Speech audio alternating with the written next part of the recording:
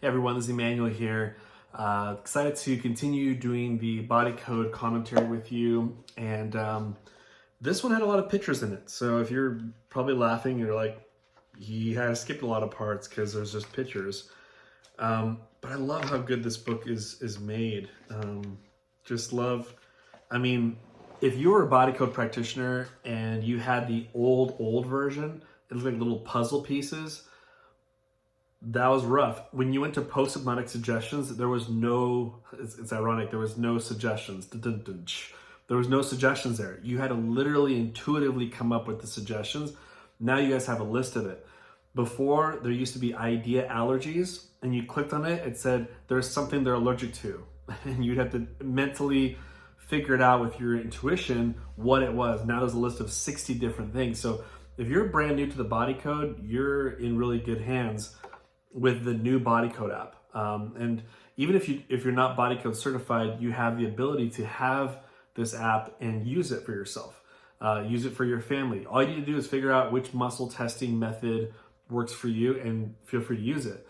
And so, and I think, I don't know how much it costs a month, 20 bucks a month, 30 bucks a month. But if you think about it, it's so worth it. That's like a cup of coffee a day. I don't drink coffee, but a cup of coffee a day to take care of you and your family, emotional, physically, spiritually. I think it's worth it. Again, I'm not, I don't have like a link to give to you for you to use the app. I might have one, but the link that I do have has to do with emotion code certification. If you do want to get certified in the emotion code, comment below and I can send you a personal link because I'm an affiliate with them.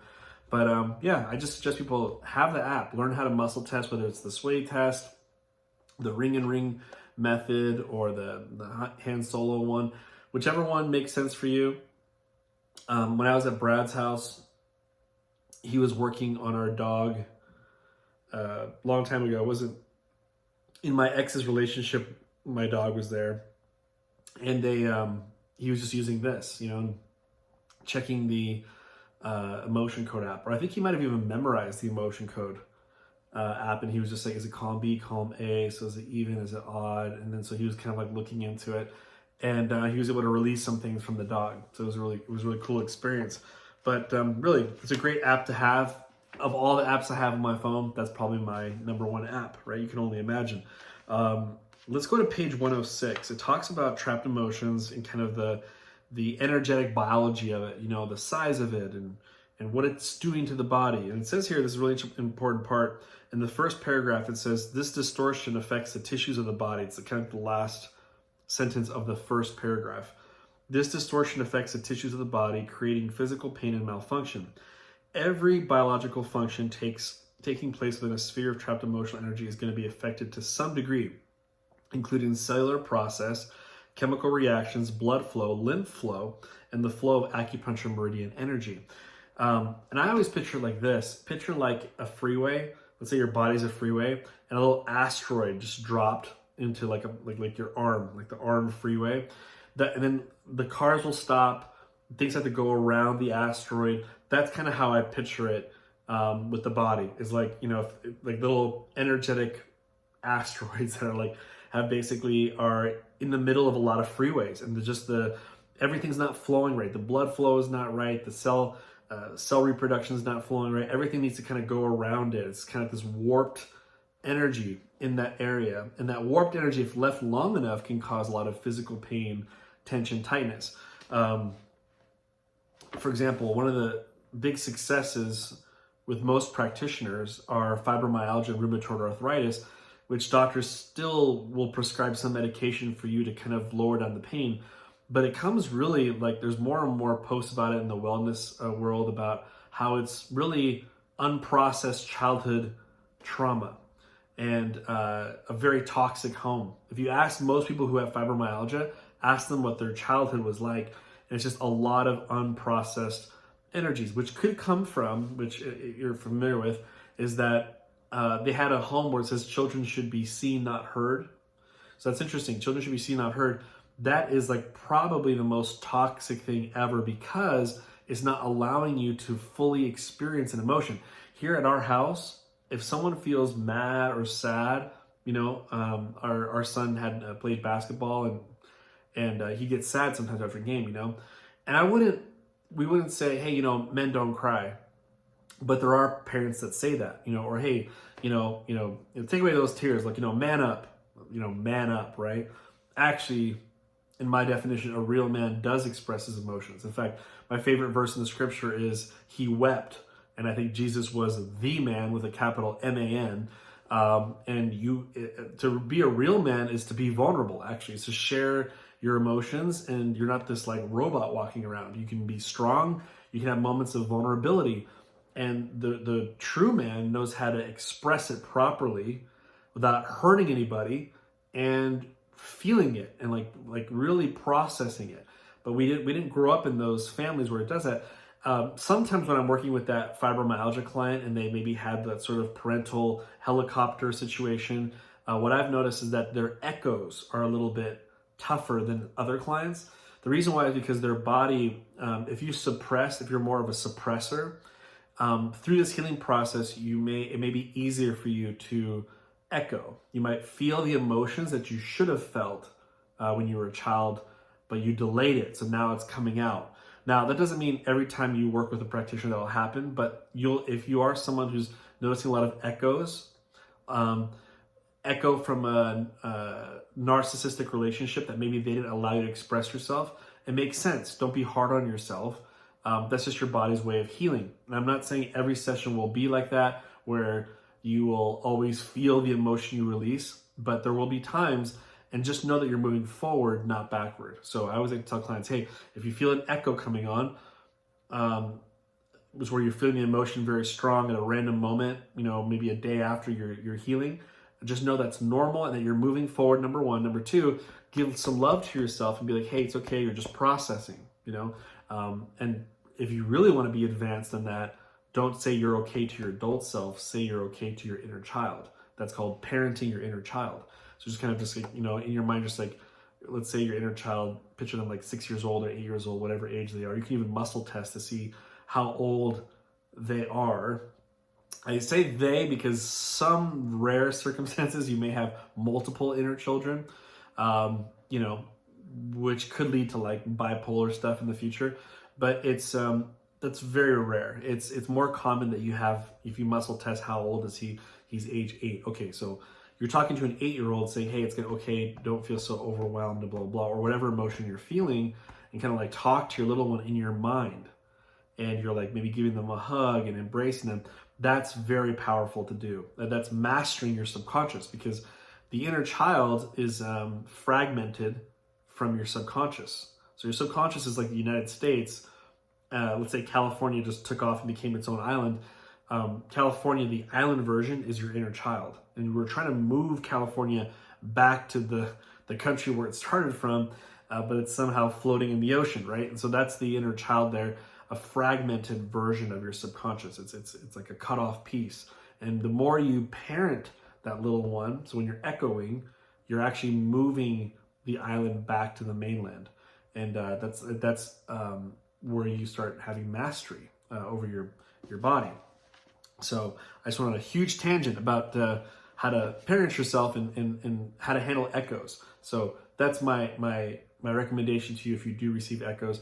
Sometimes if it's like consistent, like every single time you do sessions and you're getting echoes, it's probably an easy entity release app issue, which I have that app. I do use it from time to time, where there might be some dark energies, offensive energies that always make you echo. Very rare. Again, if I had 100 clients, maybe 3 of them echo every single time. That means there's just some attachment to you or them that is causing them to echo all the time. And you can just, you have to do an email session. You can't do that specific app on the phone. It's very dangerous to do that. It's better to do it online.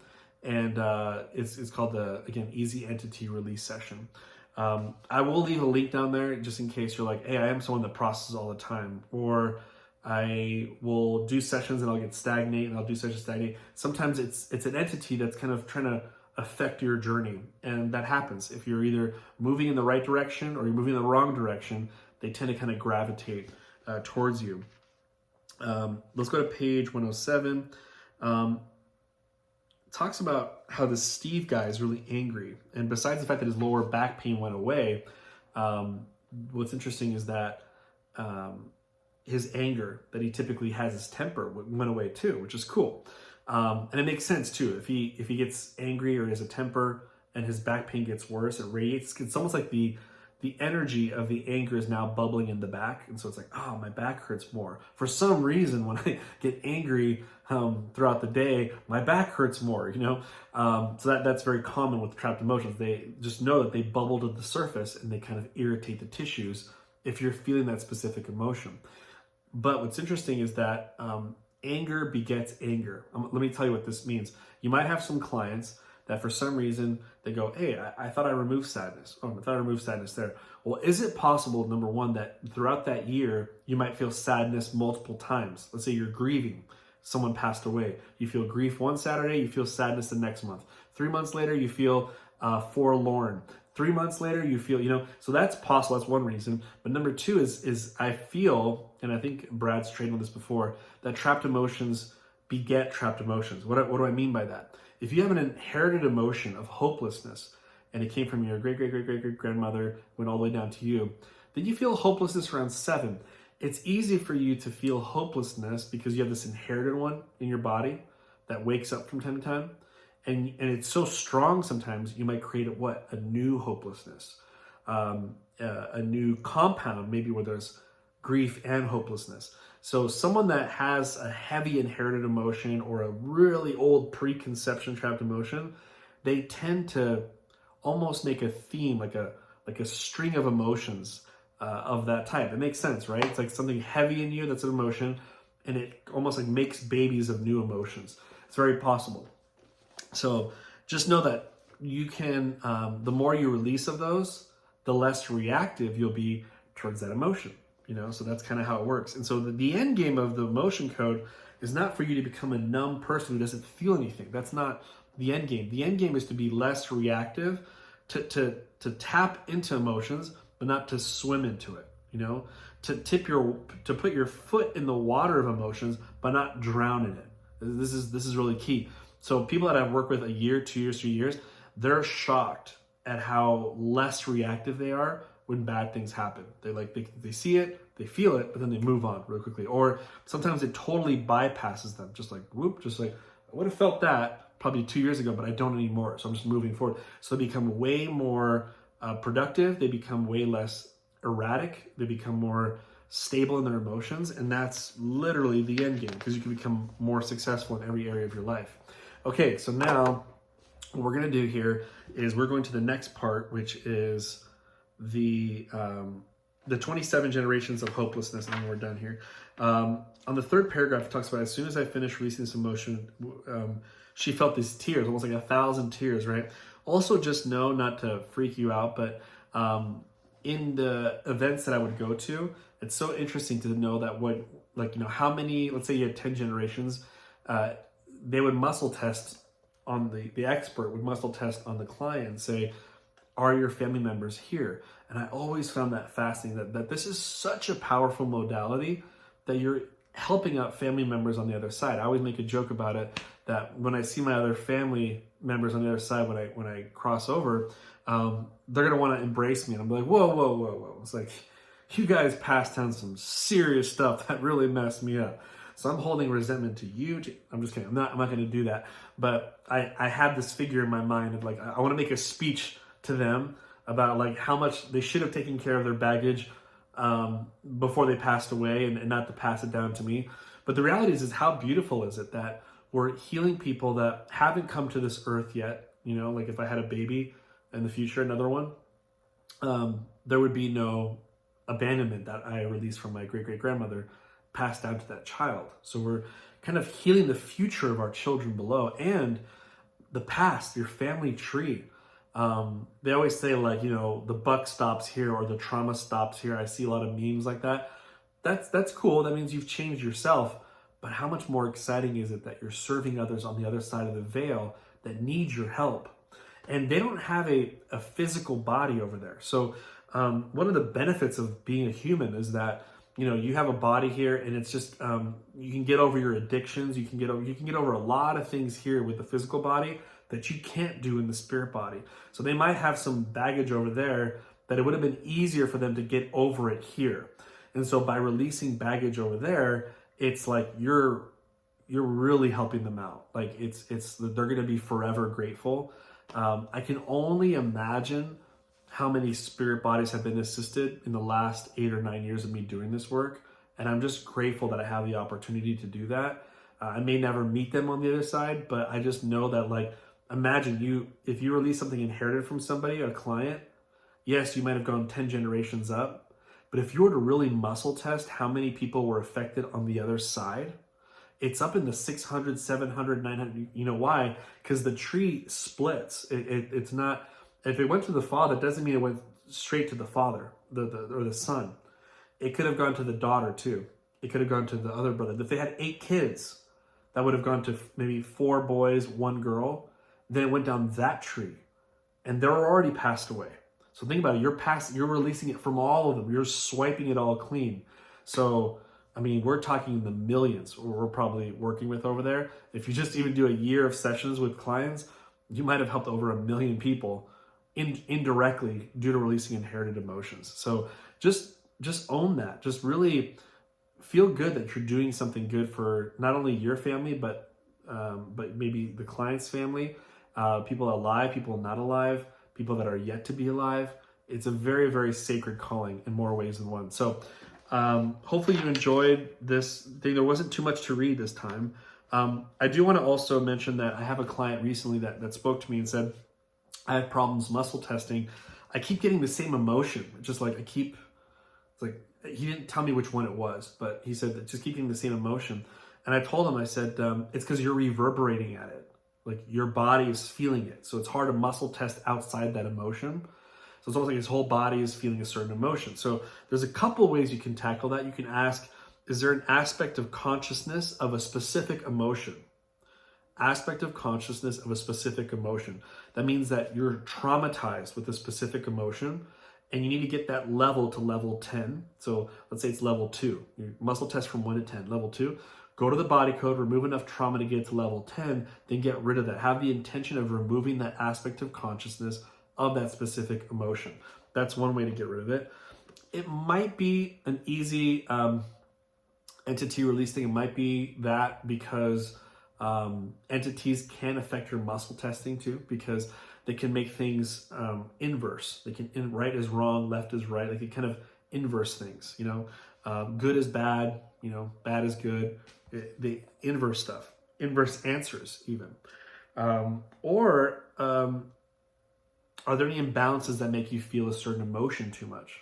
Just say, are there any imbalances that are making me always find this? Like, just ask your body, you know, and then your body will find it. That's a very simple question. You'll get a very, we don't know how long that session will be, but that's a very simple question to ask. So that's one thing also I would do as well. Also, you might want to do some muscle test or some work on intuition, increasing your intuition. I always used to get trimesters when I first got started. I don't know if I told you guys this, but trimesters. First trimester, second trimester, third trimester. I would find it like in a whole session. I felt bad for the client because the client was going like, why is my birth so traumatic, you know? But it was me. It was my head. In my mind, I convinced myself that mothers go through so much. Maybe they're just passing in a bunch of stuff, and that's where all their troubles come from. So I had to kind of remove that belief. I said, how much do I believe that? Oh, it was pretty high. Get that down to 0% belief using the body code. Now my body will be more open to what it could be. Or what if I say anything can cause anything? You know, we're taught that, but do we believe that? So you might want to do a session on like, how much do I believe that anything can cause anything? Only 10%, move that to 100% so your body fully believes it. So hopefully you gained a lot of knowledge from this. Feel free to comment below what was your best thing that you got from this, or what resonated with you, or maybe you've read the pages that we've just read, which is pages 100 to 110. Maybe you've read something there. What did you get from it? I would love to learn from you guys as well. Go ahead and put your comment below. Also, if you haven't joined our weekly healing, you can go to haveempathyandlove.com and you can join us there, and we will be having our weekly healing that I do with my group healing certification. if you're someone who's like, I love my sessions, but wouldn't mind getting a group healing for 7 days straight, it doesn't actually interfere with your single healing you're getting from. So with that, bless you guys. Hopefully you guys are enjoying this commentary. Again, comment below your feedback and we'll talk soon. Take care.